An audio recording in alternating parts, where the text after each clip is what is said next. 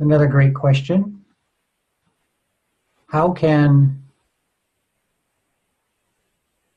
we grow spiritually in the face of adverse situations or circumstances without feeling bitter or without allowing challenging issues to darken or harden our heart?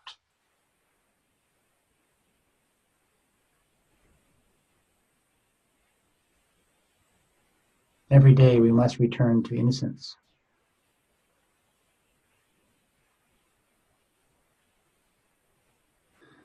Our heart hardens when we are unable to forgive, when we go to sleep without forgiving, and the brain starts to pattern itself towards that hardness, towards that bitterness. The brain is actually somewhat malleable, quite malleable and flexible. It's called neuroplasticity. And what we practice in our daily lives, what we express in our daily lives, how we interact with the small things, the small challenges, our attitude towards small difficulties starts to affect the attitude towards the large difficulties. When we spill the milk and we get frustrated and upset, it might be too late. It happens. Kids, adults. The next step is to recognize, that's not what I want the brain to be patterned to do. So we calm. And we say it's not a waste, and we call over our dog Rover and say, Rover, enjoy the milk.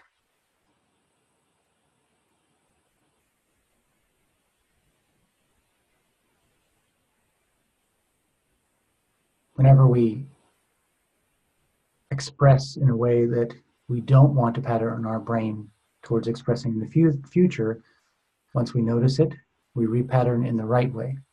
It's just training. It's not difficult.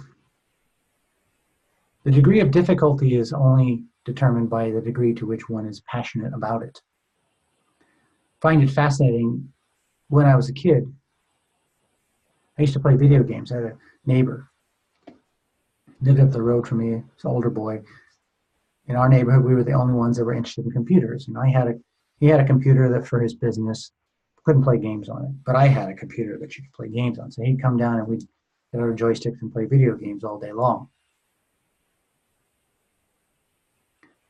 And I remember looking back on it and how good I became at correcting my gameplay.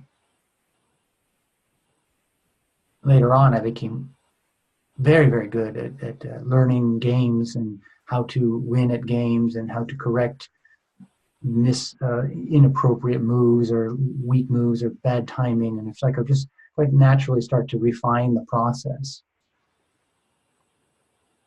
That's life.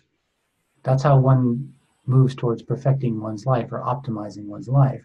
That's also how one moves towards the awakening process. If we want to live with a heart as light as a feather, we correct our life such that we live with our hearts as light as a feather.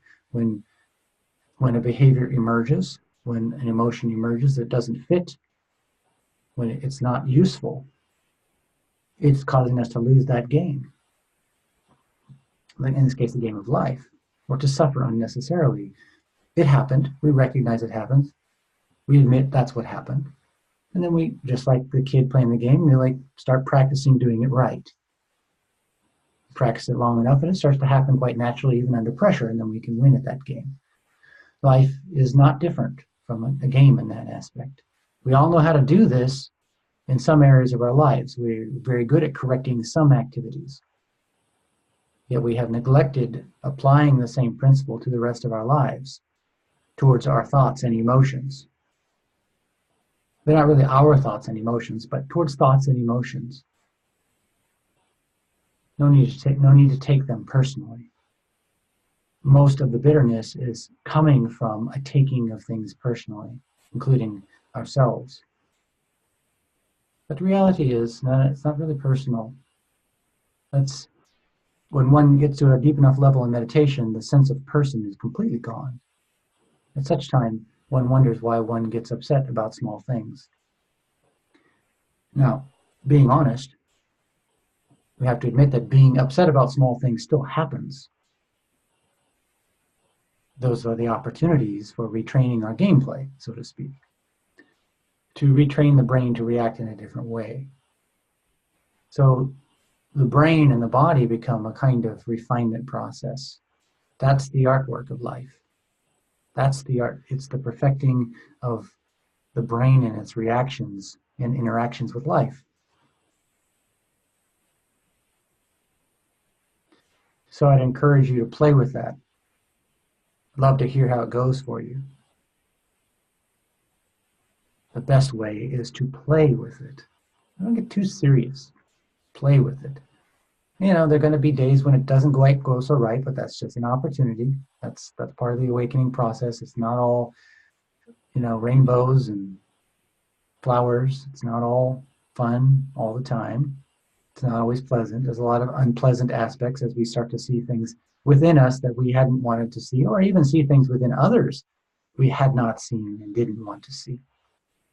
We might have to admit that sometimes our relationships are quite toxic.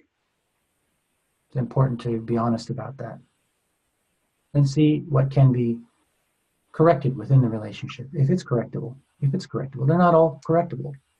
That's it. Relationships are, they're interactions, and it takes a little on both part to make it work.